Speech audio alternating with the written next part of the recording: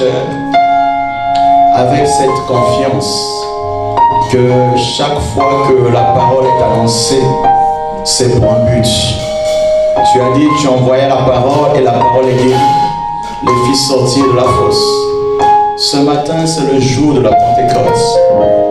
Au jour de la Pentecôte, la Bible dit, les hommes ordinaires ont été changés parce que la puissance de Dieu était descendue sur eux. La chorale vient de le chanter et nous le croyons aussi, Père. Ce matin, quelque chose va se passer. L'homme ordinaire va être changé en homme spécial. Merci parce que ta puissance est déjà dans la maison. Merci, merci, merci. Au nom puissant de Jésus-Christ. Acclame pour Jésus. Amen.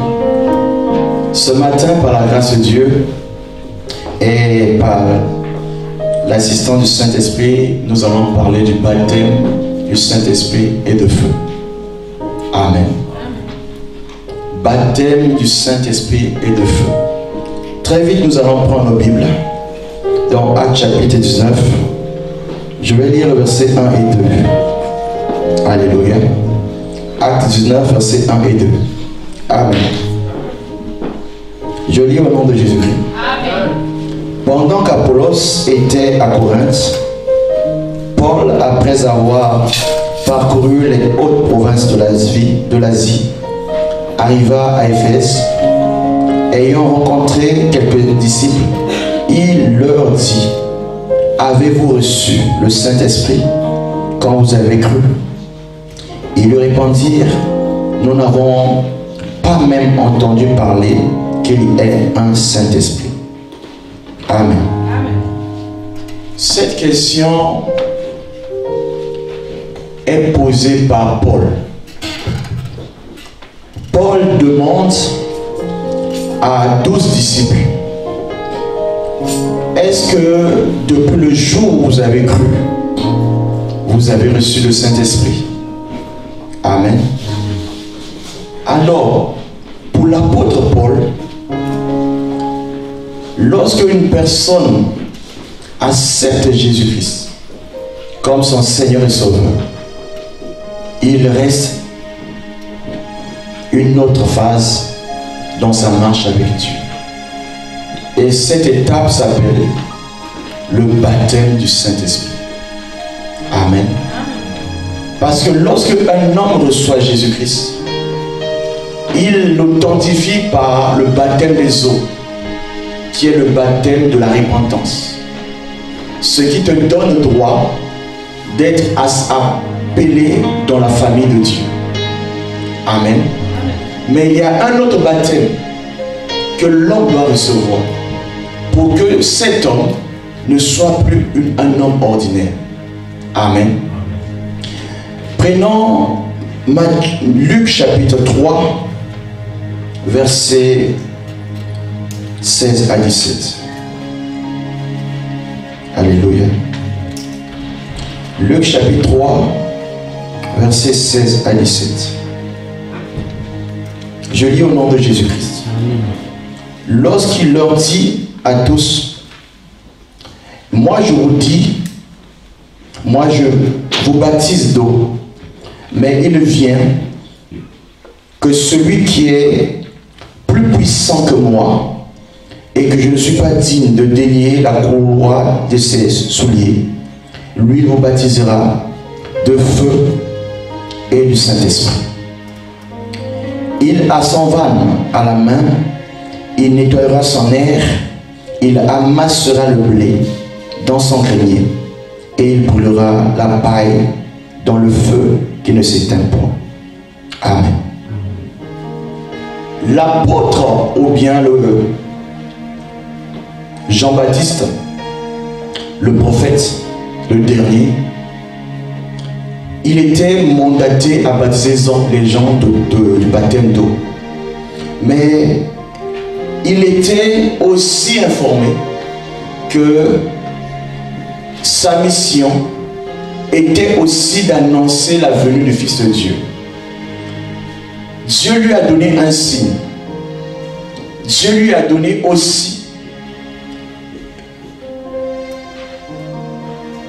la période Dieu lui a dit, va aux eaux du Jourdain. Et c'est sur mandat de Dieu que Jean-Baptiste s'est mis à baptiser les gens. Quand il voyait les gens venir à lui, il disait, fuyez la colère à venir. Les gens sont venus, il a baptisé plusieurs. Chaque fois qu'il plongeait quelqu'un dans l'eau, il sortait, il voyait si le signe était là. Le signe n'était pas là. Il en a fait plusieurs. Le nom ne nous est pas donné. Mais un jour, Jésus de Nazareth va venir aux eaux du baptême, comme un homme ordinaire. Jean-Baptiste va le prendre, va le plonger, veut le plonger dans l'eau, mais il se rend compte que cet homme n'a pas besoin d'être baptisé. Pour quelle raison? Parce que Jésus a été reconnu par Jean-Baptiste comme l'agneau de Dieu qui ôte le péché du monde. Lui-même, il n'avait pas de péché, mais il devait ôter le péché du monde. Il dit, je ne suis pas capable, moi Jean-Baptiste, de le baptiser. En fait, c'est l'inférieur, le supérieur qui baptise l'inférieur. Mais toi, tu viens à moi pour que je sois baptisé par moi. Ça ne se passe pas comme ça. Jésus va lui dire, faisons ce qui est juste. Amen. Ce qui est juste, c'est quoi? Pour que Jésus rentre dans son ministère, il faut que Jésus soit baptisé. Si Jésus n'est pas baptisé, lui-même et son Père qui ont donné la loi, pourquoi eux-mêmes ne peuvent pas se soumettre à la même loi? Amen. Donc Jésus est venu comme un homme ordinaire. Jean-Baptiste l'a baptisé. Mais dès que Jésus est sorti de l'eau, le ciel s'est ouvert. Quand le ciel s'est ouvert, une voix s'est fait entendre. Celui-ci est mon fils bien-aimé, en qui j'ai mis toute mon affection. Mais au lieu que ça s'arrête là, une colombe a quitté le ciel et est venue se poser sur l'épaule de Jésus.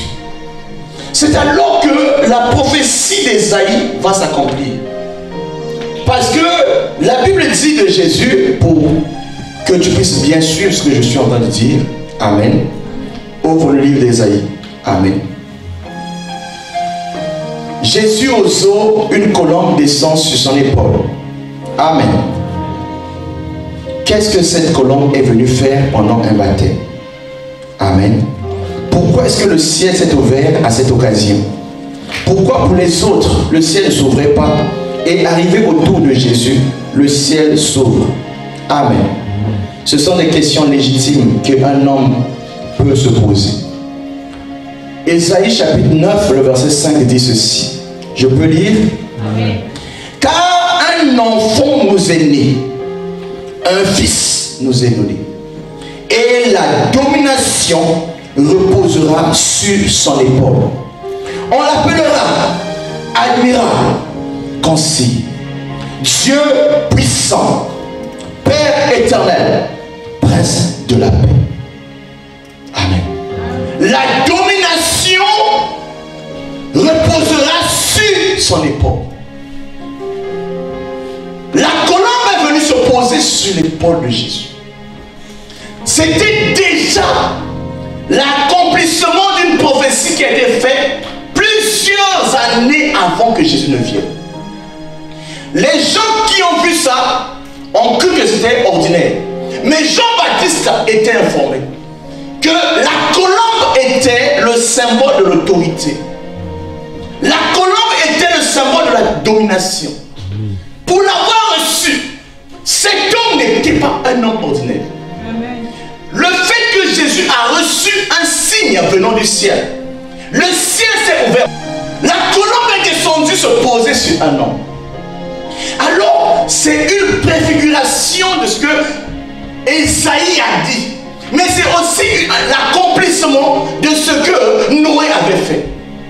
Amen. Amen. Noé a fait 120 jours dans une arche. Pour quelle raison?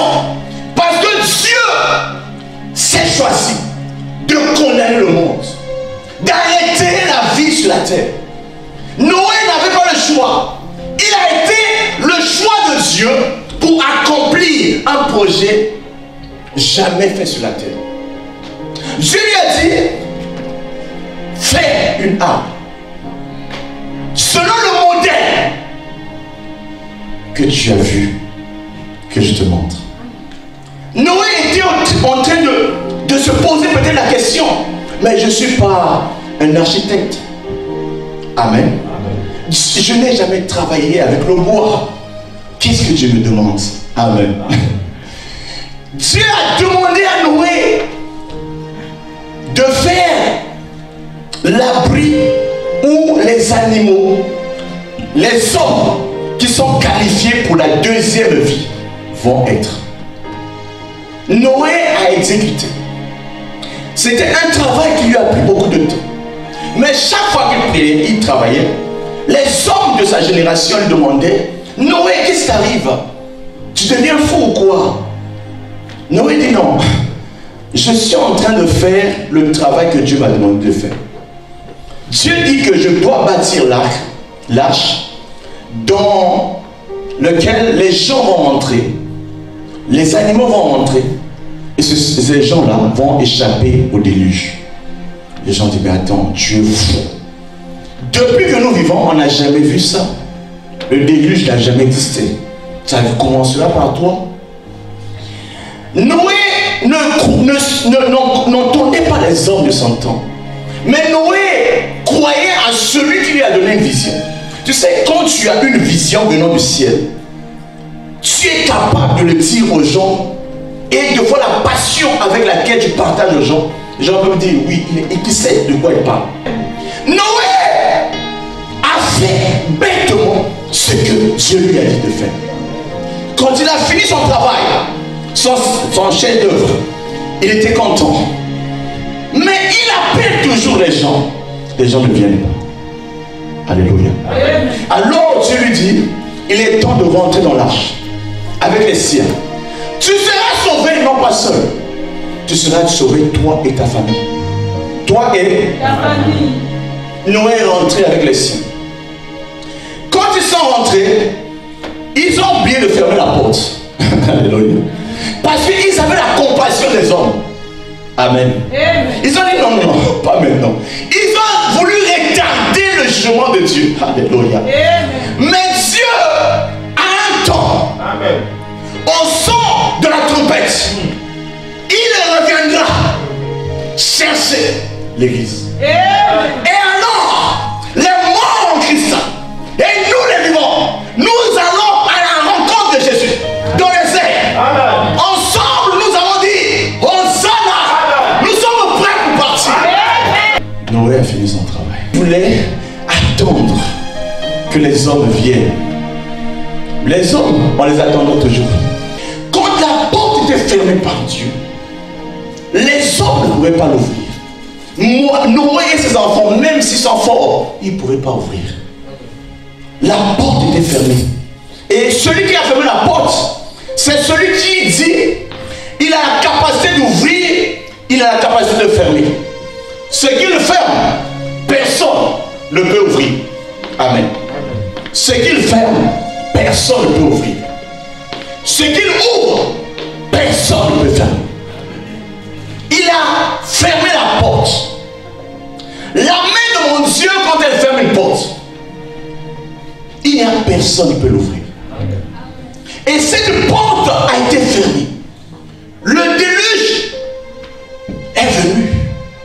Les hommes ont commencé à chercher le chemin pour rentrer. Ils se sont souvenus de ce que Noé leur avait dit. Ils ont essayé de toutes leurs forces, mais la porte était toujours fermée. Amen. Ils ont espéré. Beaucoup ont dit, mais moi j'étais l'ami de Noé. D'autres ont dit, j'étais l'ami de ses enfants. J'étais l'ami de sa femme. Mais là, la porte était fermée. Amen. Noé pouvait vouloir, mais il ne pouvait pas faire quelque chose pour toi. Ils peuvent vous aimer, mais il ne peut pas t'aider. Parce que quand Dieu ferme la porte du ciel, il n'y a aucune personne qui peut l'ouvrir. Il faut se rassurer que je suis passé par la porte avant que la porte ne se ferme. Toi qui m'écoutes, je te dis, la porte du ciel est encore ouverte.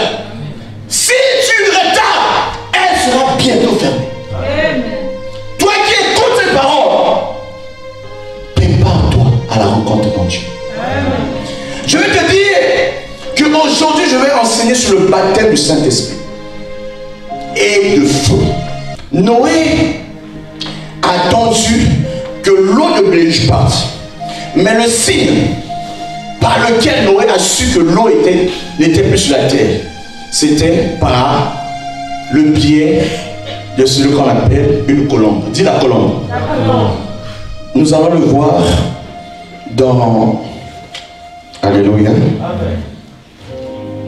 Ce que Noé a fait dans Genèse chapitre 8. C'est là où je vais faire appel au lecteur. Versets 8 à 12. Genèse chapitre 8, versets 8 à 12. Amen. La Bible dit, il lâcha aussi la colombe pour voir si les eaux avaient diminué à la surface de la terre. Mais la colombe ne trouva aucun lieu pour poser la plante de son pied. Et elle revint à lui dans l'arche, car il y avait des eaux à la surface de toute la terre. Il avança la main, la prit et la fit rentrer auprès de lui dans l'arche. Il attendit encore 7 autres jours et il lâcha de nouveau la colombe hors de l'arche. La colombe revient à lui sur le soir, et voici une feuille d'olivier arrachée était dans son bec. Noé connut ainsi que les eaux avaient diminué sur la terre.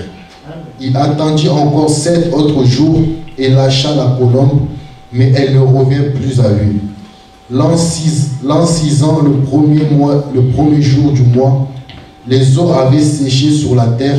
Noé ôta la couverture de l'arche, il regarda et voici la surface de la terre avait séché. Amen. Amen. Avant qu'il n'envoie la colombe, il avait d'abord envoyé le corbeau. Amen. Le corbeau, lui, il est parti, il n'est jamais revenu. Amen. Moi, je ne fais pas confiance au corbeau. Amen.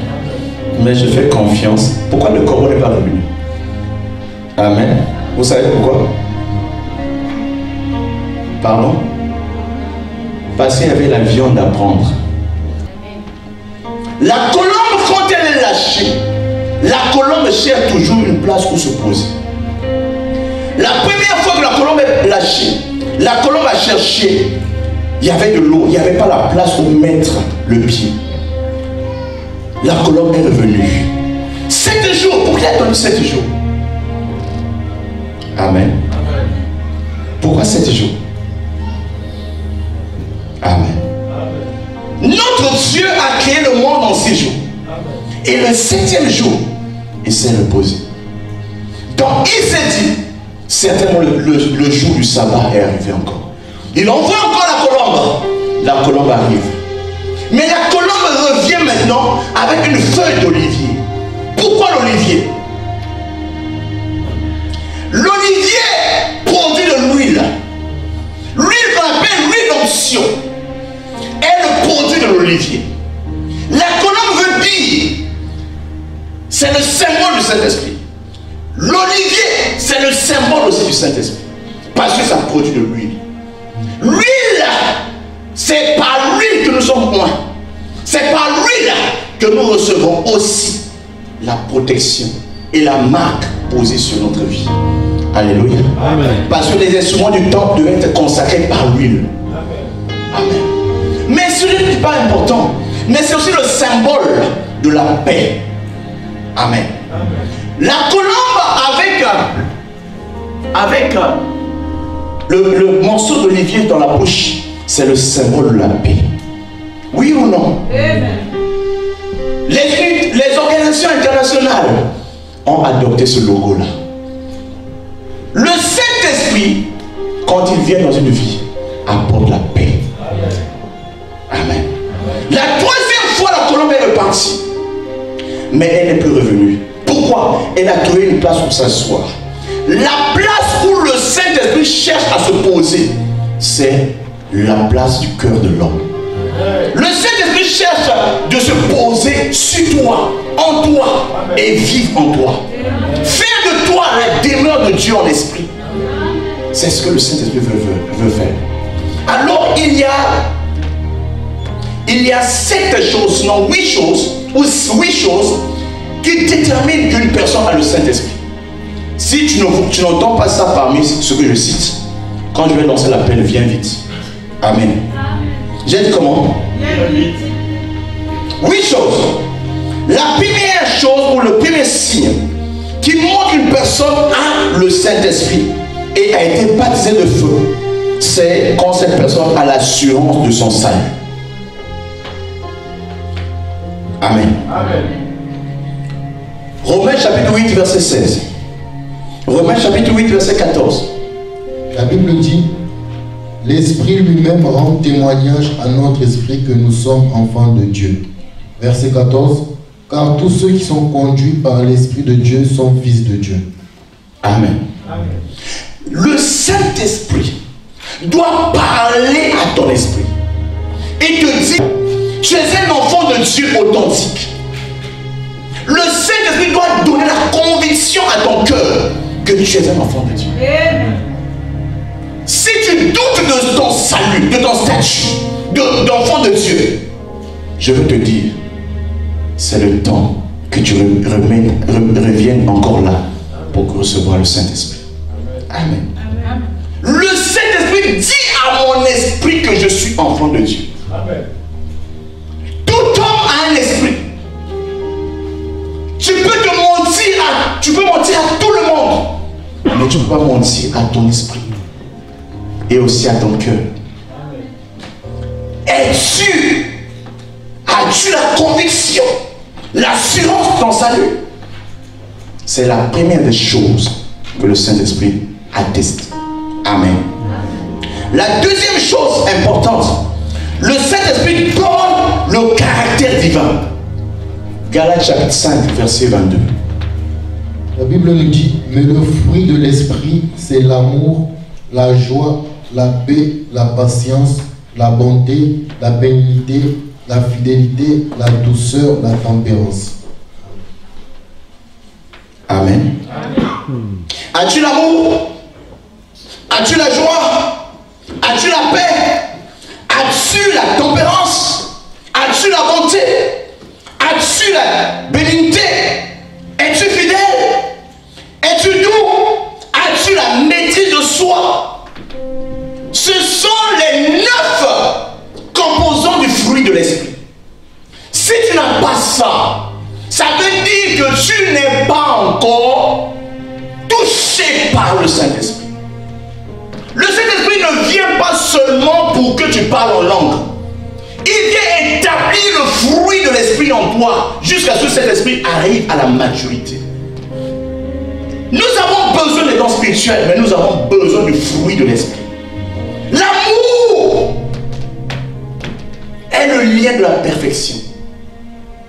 L'amour a été manifesté en Dieu parce qu'il a donné Jésus-Christ. Chaque fois que tu veux penser à l'amour, pense à une personne qui donne son fils unique. Pense à la croix. Jésus n'était pas obligé d'aller là-bas. Pense à la croix. C'est là où Jésus a dit: tu m'as donné un corps pour que je fasse ta volonté. Pierre a dit: non, je ne permettrai pas que tu meurs. Il a dit: arrière de moi, Satan, car tes pensées ne sont pas les pensées de Dieu. Parce que Jésus est venu sur la terre pour passer par la croix. Pour lui, c'était une joie. Pour lui, c'était douloureux. Parce qu'aucune personne ne pouvait lui venir en aide. Il était appelé l'homme de douleur. Mais cet homme, nous n'avons pas fait attention à lui. Mais pourtant, ce sont de nos péchés qui s'est chargé. Amen. Jésus est mort pour que toi et moi nous soyons vivants. Amen. Jésus est mort pour que toi et moi nous soyons aujourd'hui appelés enfants et fils de Dieu. Amen. Le prix pour ton salut, c'était la mort d'un Dieu à la croix. Amen. Le prix pour ton salut, c'était le sang versé par un innocent. Oh, les hommes meurent pour les bonnes causes, mais Jésus est mort pour la mauvaise personne. Amen. Il est mort pour que Barabbas soit en vie. Amen. Jésus est mort. Il a dit: laissez Barabbas, moi je suis là. Oh, je vais te dire, Barabbas pouvait être un brigand, mais Jésus a payé le prix pour lui. Amen. À la croix, il n'est pas seul. La mort la plus honteuse, la mort la plus humiliante, qu'il soit donné un homme, Jésus l'a eu. Amen. Mais une seule chose, il était content. Il a dit, Eli, lama sabachthani.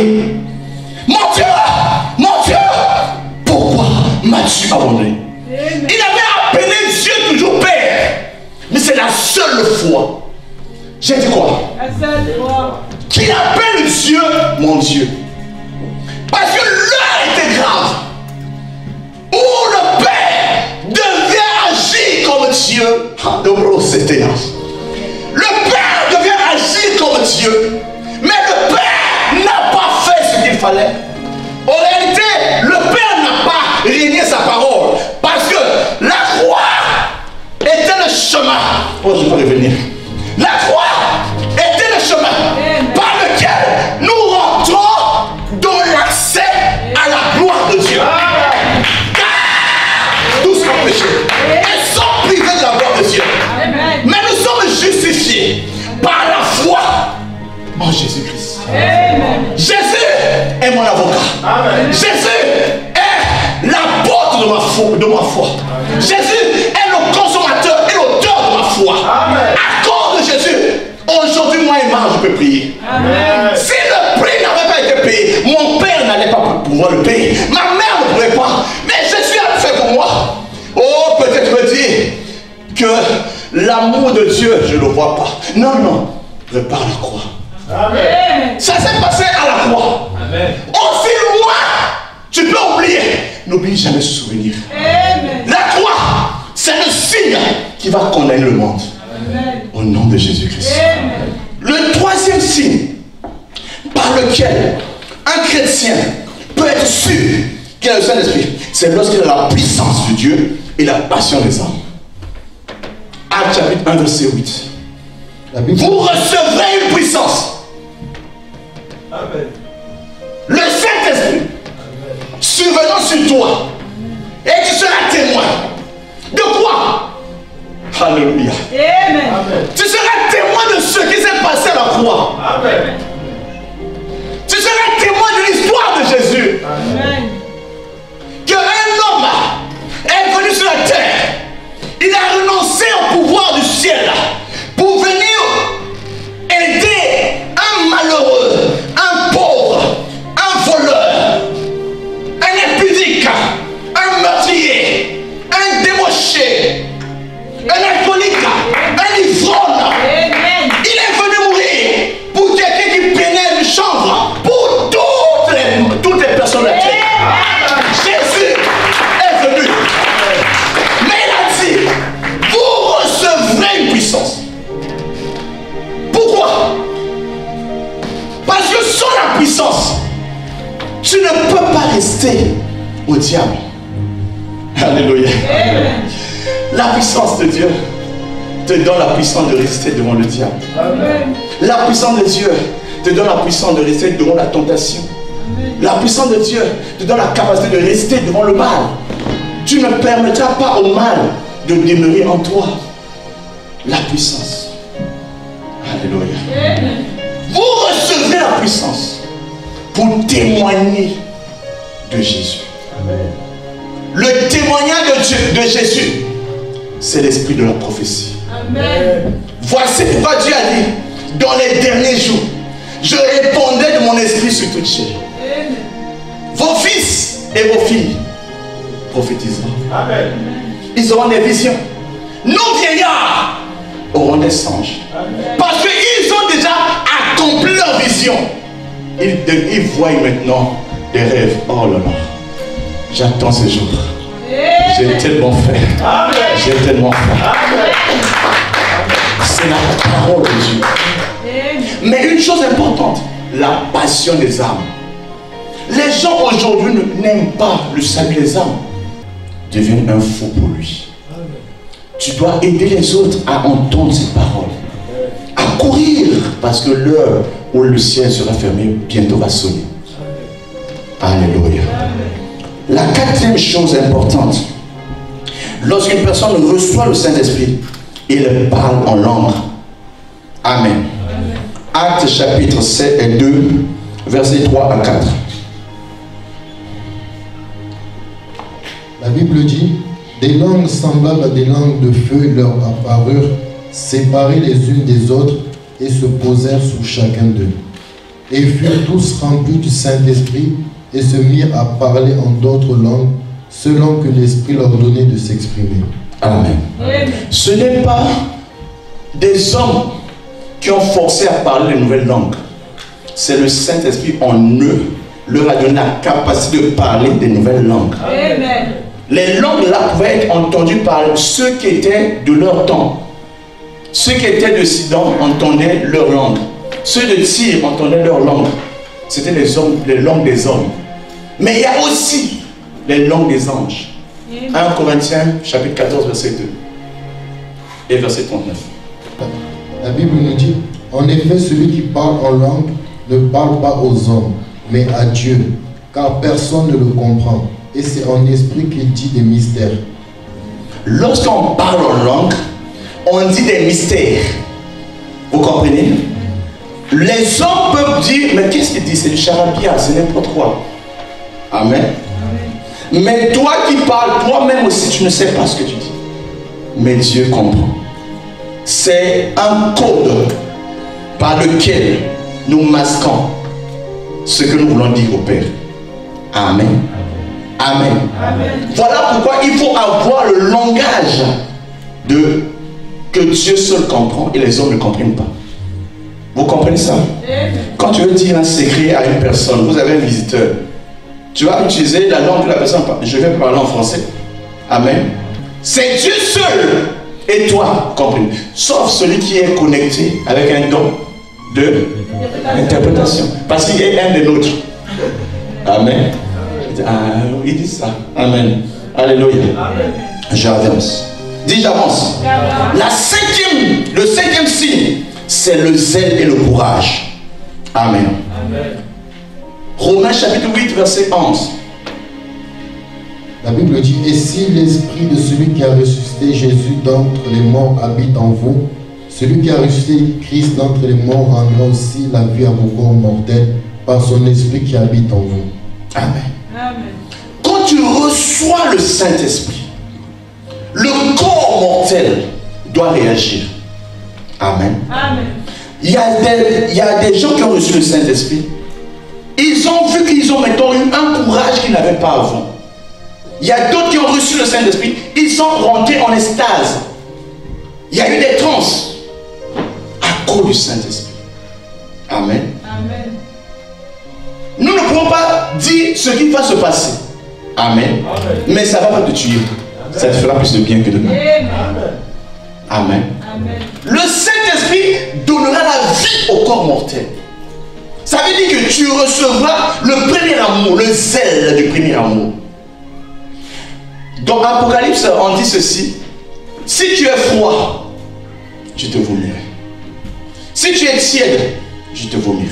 Sois chaud et bouillant. Amen. Amen. Donc le Saint-Esprit vient allumer un feu à l'intérieur de toi. À tel niveau où tu dis, je ne comprends plus ce qui se passe.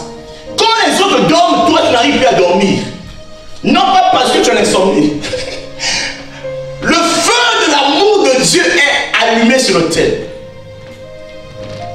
Lévitique 6 dit, le feu ne s'éteindra pas sur l'autel. Le feu là, c'est l'énergie divine. C'est le zèle.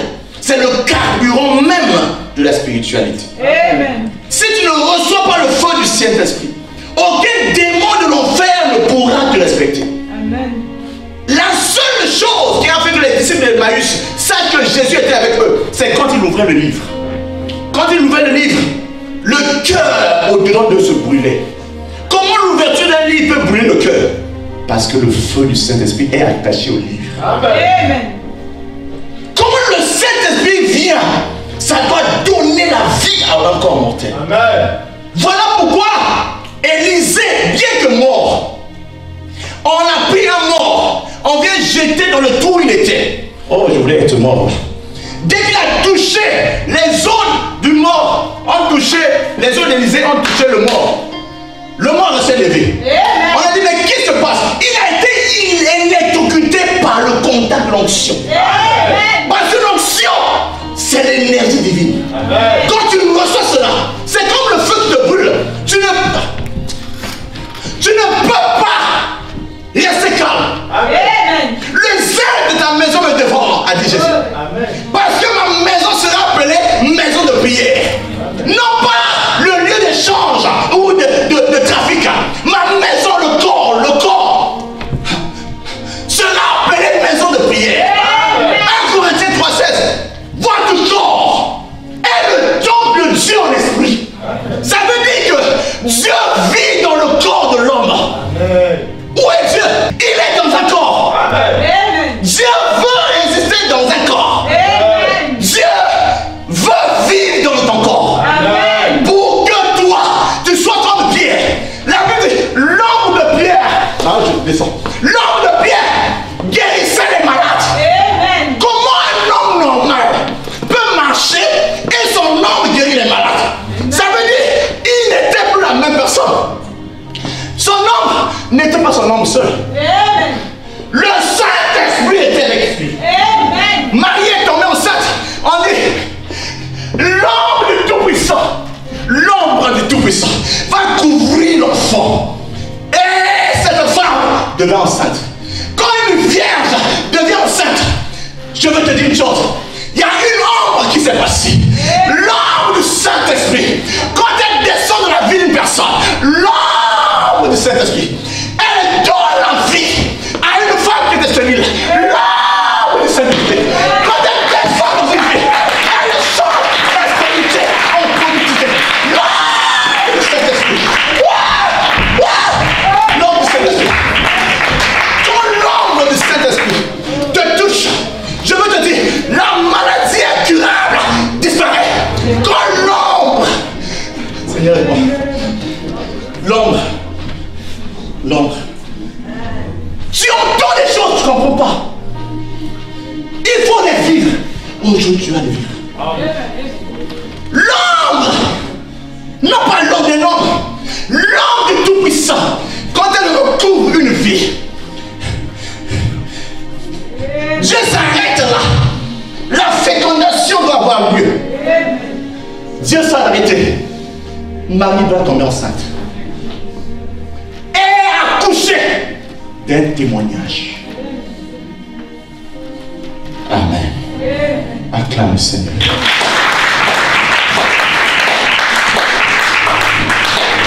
La sixième chose importante, lorsqu'on reçoit le Saint-Esprit, on reçoit la connaissance. On est illuminé. On reçoit la révélation. On n'est plus dans le logos. On marche dans le réma. Ça veut dire que l'homme ne lit pas la parole de Dieu de la même manière. 1 Jean chapitre 2 verset 27. Alléluia. Pour vous, l'onction vous avez reçue de lui demeure en vous.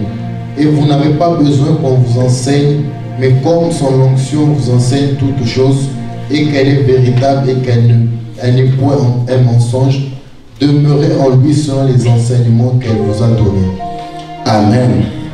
Enfin, le Saint-Esprit donne la sainteté. Parce un Esprit Saint. 1 Pierre 1 verset 2. Amen. Amen. Amen. Parce que quand une personne reçoit le Saint-Esprit, cette personne, il n'y a plus la trace du péché. Amen. Il aura horreur du péché. Amen. Amen. Vas-y, 1 Pierre 1 verset 2. Et qui sont élus sans la préscience de Dieu le Père par la sanctification de l'Esprit, afin qu'ils deviennent obéissants et qu'ils participent à l'aspersion du sang de Jésus-Christ, que la grâce et la paix vous soient multipliées. Amen. La huitième chose, il nous change et nous donne un nouveau cœur. 1 Samuel 10 verset 6. Nous n'allons pas lire cela. Amen. Enfin, je vais aller prendre 5 minutes seulement pour vous parler du feu. Amen. Le feu a trois actions qu'il fait dans le corps de celui qui reçoit le Saint-Esprit. Amen. Le feu doit d'abord te purifier. Dis purifier. Là où le péché a laissé la saleté, Le sang est venu pour sanctifier, mais le feu doit venir pour purifier. Amen. Malachie 3, versets 1 et 3. Amen. Vous connaissez l'or? Vous connaissez l'or? Amen. Vous connaissez le diamant? Quand tu touches à l'or, tu sauras que c'est l'or? Est-ce que si tu prends de l'or, tu sauras que c'est l'or? À l'état brut. À quel moment tu apprécies l'or? Lorsque l'or passe par le feu. Amen. Son éclat apparaît. C'est de la même manière le chrétien doit passer par le feu. Dis le feu. Le feu. C'est le feu que Moïse a vu. Le feu est en train de brûler le buisson, mais le buisson, les feuilles sont restées vertes. Amen. Amen. Quel est ce feu qui te touche? Ça ne te consume pas. C'est le feu qui vient te purifier. Dis purifier. Purifier. Le feu c'est quoi? C'est aussi le désert. Dis le désert. Le désert. Quand tu es chrétien, Dieu va permettre que tu passes aussi par des moments difficiles. Amen. Amen. Mais n'abandonne pas. Parce qu'il sera toujours avec toi. Amen. Sa houlette et ton bâton vont te rassurer. Amen. Quand je traverse l'ombre de la mort, la vallée de l'ombre de la mort, je ne crains aucun mal. Car sa houlette et son bâton me rassurent. Tu dresses devant moi une table en face des mes adversaires. Donc Dieu ne va pas écarter les adversaires, mais il va placer ça au milieu d'eux pour qu'ils t'envoûtent encore davantage. Amen. Tu dresses une table en face de mes adversaires. Qu'est-ce qu'il fait de plus? Il oint d'huile ma tête et ma coupe. Oui, le bonheur et la grâce désormais m'accompagneront tous les jours, et j'habiterai dans la maison de l'Éternel jusqu'à la fin de mes jours. Amen. Donc, Dieu a un nom. Hébreux 12, 29. Notre Dieu est le feu dévorant. Amen. Quand le feu dévorant arrive dans une vie, il doit aussi faire de toi un feu. Dieu doit faire de ton corps un feu, une centrale de feu. Pour que quand tu arrives là où les ténèbres se trouvent, les ténèbres commencent à disparaître. Deuxième action que le feu fait. Le feu donne le zèle de l'évangile. Amen. L'apôtre Paul, le jour de la Pentecôte, est sorti. Lui, le Péreux, il a prêché l'évangile. Les gens, 2000 personnes, en un jour, étaient convertis. Une seule prédication a mené à la foi 2000 personnes. Il est sorti. Il a vu un paralytique. Ils ont prié. Ils ont dit, au nom de Jésus, lève-toi et marche. La personne qui était paralysée, boiteux depuis sa naissance, il s'est mis à courir. Les gens disent, mais comment ils ont fait ça?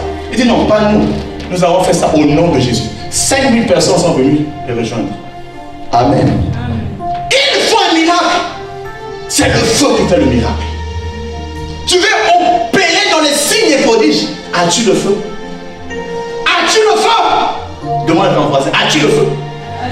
Veux-tu le feu? Tu vas avoir le feu. Enfin, le feu c'est aussi le jugement. Actes chapitre 5 verset 1 et 10, il ne va pas lire, je vais dire.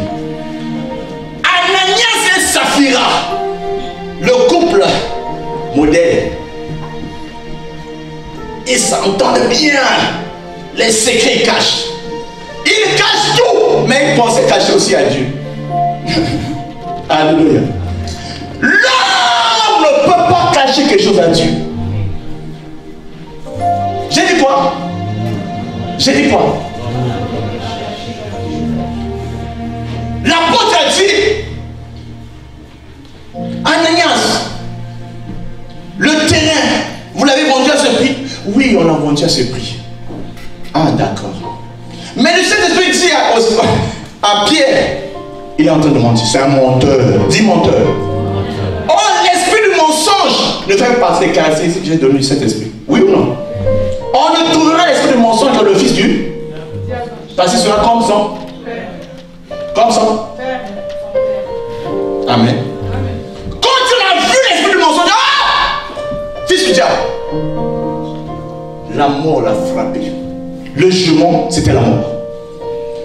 Amen. On peut s'entendre sur tout, mais pas pour mentir Dieu. Amen.